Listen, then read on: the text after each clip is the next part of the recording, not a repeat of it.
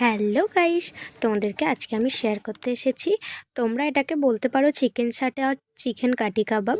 তো প্রথমে এই যে আমি জিনিসটা তৈরি করতে করতেই তোমাদের সাথে শেয়ার করছি, কারণ আগের ভিডিও ক্লিপসগুলো আমার নেওয়া হয়নি।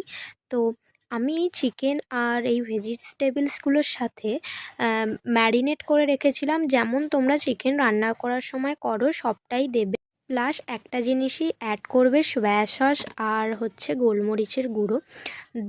দেন দেখো আমি করে নিয়েছি, আর কিভাবে আমি এটা ভাজছি তোমাদের সাথে শেয়ার করি। দেখো, এই যে প্রথমে একটা এতে কর্নফ্লাওয়ার, ময়দা আর একটু লঙ্কা গুঁড়ো, নুন, একটা ডিম আর গোলমরিচের গুঁড়ো দিয়ে একটা ব্যাটার করে একটু সামান্য জল দিয়েছি, দিয়ে ওর ওপর ব্যাটারটা দিয়ে আমি এরকমভাবে ভেজে নিয়েছি।